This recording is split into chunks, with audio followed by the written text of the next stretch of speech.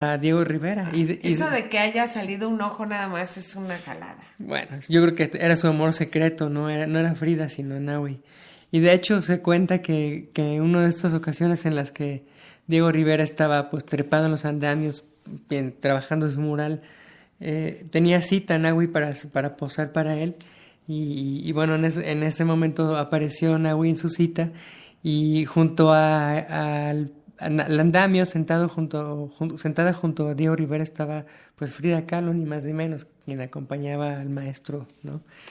Y entonces cuando aparecía Nahui Olin, decía Frida Kahlo, ay, ahí viene la putita de Nahui Olin, ¿no? Porque así se le veía, incluso por su contemporánea Frida Kahlo, quien es admirada por muchas mujeres, le decía putita a Nahui Olin. Entonces, pues también generaba cosas en las mujeres, por supuesto. Había un grupo de mujeres notables e intelectuales de la época que tuvieron pues mejor suerte que Nahui, por supuesto, porque ellas siguieron otras trayectorias, ¿no?, menos controversiales.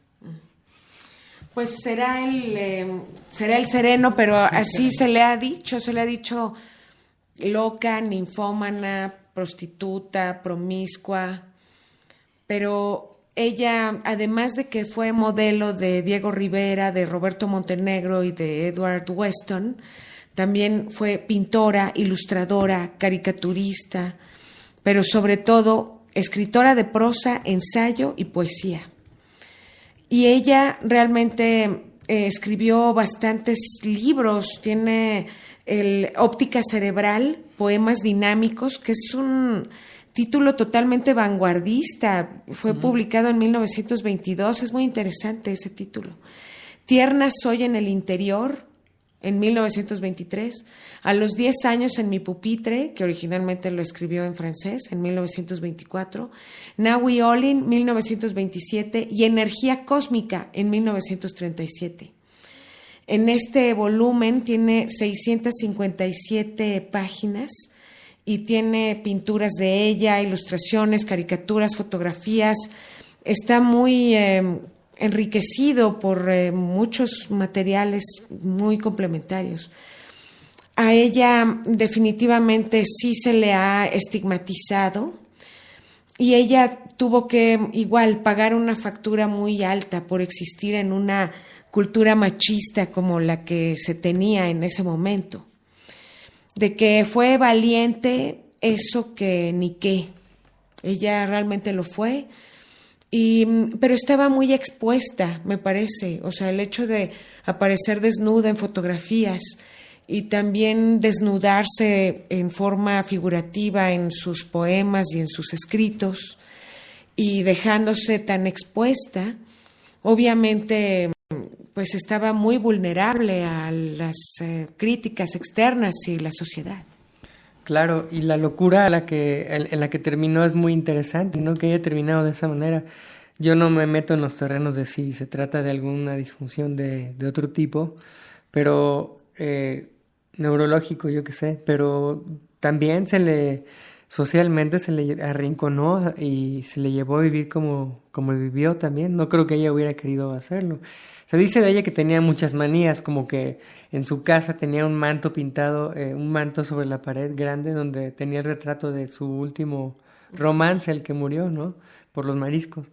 Entonces que se dormía en él y pues ahí estaba canturreando y rodeada de gatos, ¿no? Y cuando salía de noche estaba maquillada, ¿no? Seguramente has visto alguna mujer así por ahí que está más maquillada de lo que se usa. Una mujer que a lo mejor está en otra dimensión, ¿no?, de las cosas, pero está muy maquillada con unas chapas así enormes y mucha pintura blanca. Así aparecía Nahui en la calle caminando, ¿no? Y un gran abrigo. Imagínate qué figura. Sí, por ejemplo, cuando ella era muy joven, cuando era niña, escribió esto, que dice: soy una llama devorada por mí misma y que nada puede apagarla, porque no he vivido con libertad la vida, privándome de los derechos a saborear los placeres, siendo destinada a ser vendida, como las esclavas en otros tiempos, a un marido. Esto de ser asignada a un marido era una preocupación que tenía, y también criticaba a la sociedad que nada más andaba utilizándolo todo y buscando el materialismo. También hablaba sobre inquietudes que ella misma tenía sobre la ciencia. Y parece que escribió una ciencia muy intuitiva a su manera, donde habla de la teoría de la relatividad, de la electricidad, de las matemáticas, de la radioactividad. Y eso pues no se le permitía a ninguna mujer, y pues ella realmente no estaba calificada como para hablar de esos temas, y sin embargo lo hizo. Y ella sí se habla de ella como un ícono de libertad e independencia. Y bueno, la verdad es que no entiendo por qué tuvo que terminar así, pero parece que estuvo haciendo algunas travesuras y por eso la gente dejó de hablarle. Por ejemplo, con lo de la pistola. Ajá. Por ejemplo. Sí. Se supone que un día el doctor Atle llegó tarde, o de plano no llegó de alguna fiesta por ahí, y cuando despertó al otro día en su casa, vio a Nahui Olin sobre él apuntándole con una pistola, ¿no? Ya con el gatillo jalado. Entonces este hombre estuvo a punto de ser asesinado, ¿no? Y había otro tipo de escándalos y no sé cuál, qué otra travesura. No. Sí, de hecho ya se estaba peleando demasiado con el doctor Atle, y cuando lo abandonó fue cuando le dejó una nota al doctor Atle donde le dice que le puso los cuernos con 20 enamorados y luego se fue. Como que le tenía mucho rencor al doctor Atle, realmente. O sea, terminó no cayéndole nada bien, y el doctor Atle pues realmente creo que para él era más positivo que ella ya se fuera. También dicen que ella tuvo muchos novios después de haber terminado con su esposo, pero que el bueno fue precisamente este capitán Eugenio Agassino, que pues se quedó con ella, y ese fue el gran amor, y después ya se perdió todo. Al final ella a lo mejor no le echó ganas, porque al final Nahui Olin estaba obligada a impartir clases de dibujo, y era la forma en que la estaban pues tratando de ayudar en su área de gobierno, ¿no? En una primaria además, ¿no? Daba clase de dibujo. Uh-huh. Fíjate cómo dice aquí de uno de sus enamorados, que después de que rompió con Atle en 1925, Carmen habitó unos cuartos en la calle Vidal Alcocer 101, sin importarle lo peligroso del rumbo, como si desafiara riesgos y buscara situaciones escabrosas. Ya están hablando de ella, y ya están hablando de otro personaje, un personaje distinto. También Nahui Olin en las biografías va evolucionando. Un día uno va a poder hacer la historia de la evolución de Nahui Olin en las biografías, ¿no? Ahora ya es una mujer un poco más osada, ¿no? Cada vez, porque hay interpretaciones distintas, ¿no? Y luego dice ahí, sus parejas posteriores fueron un bailarín profesional llamado Adolfo, quien le servía de acompañante a corridas de toros y salones de bailes. Un amante quien le servía, ¿no? Y bueno, y ahí hacen otra lista de todos sus novios que ya de entrada de ponerte a hablar de una persona y de su vida amorosa me parece un poco perverso, pero así como pudo haber periodismo de la época criticando un escándalo de ella, las biografías de hoy en alguna medida están recreando ese morbo por el morbo, ¿no? Uh-huh. Por todos los escándalos suscitados. Y ahora ya se le puede decir que pues hasta se puede hablar, o sea, es relevante hablar de su vida amorosa y de sus amantes. Imagínate en qué concepto está entrando esta señora ahora, Nahui Olin. Lo que pasa es que eso todavía sigue siendo una situación que es ambivalente.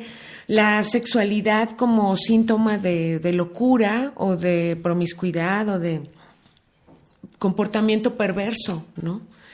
cuando se ve que una mujer tiene estos comportamientos, de inmediato se le pone esa etiqueta, pero creo que a pesar de que una persona tenga una gran sexualidad y la quiera expresar y todo, sigue existiendo la buena educación, ¿no? Creo que hay lugares, hay momentos, hay formas de hacerlo y es todo, ¿no? Si las personas que estaban buscando las ilustraciones de Carmen Mondragón, rebautizada después como Nahui Olin, pues las estaban buscando el arte que ella producía, las cosas, o sea, sí tuvo pendiente a la época y sí dio un despertar quizás a una nueva cultura popular, haciéndole honor a su nombre, que recuerda la fecha del calendario azteca, que tiene que ver con la renovación de los ciclos del cosmos. A eso se refiere Nahui Olin.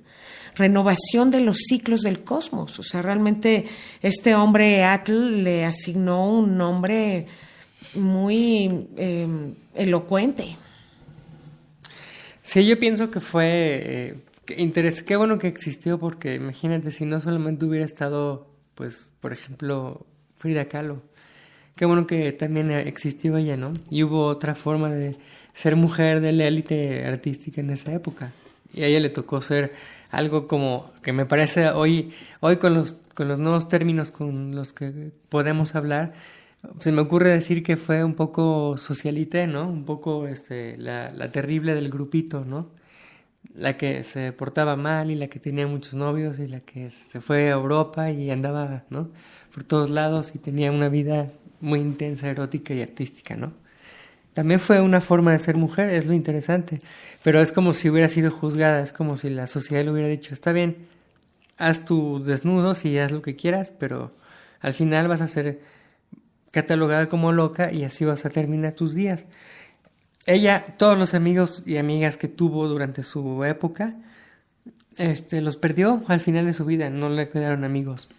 Quiere decir que no eran amigos, o quiere decir que los amigos no estaban dispuestos a socializar con ella por mantenerla al margen, o quizás Nahui Olin misma despreciaba a los de su clase, quién sabe. Lo que pasa es que tenía ella una intensidad demasiado característica en las mujeres. Yo creo que es un rasgo a veces muy femenino tener mucha pasión y tener unos celos realmente imposibles, como fue que lo demostró con el doctor Atl, quien dejó escrito en su diario: la vida se ha vuelto imposible, los celos nos torturan. Yo, más dueño de mí mismo, me contengo, pero ella es un vendaval.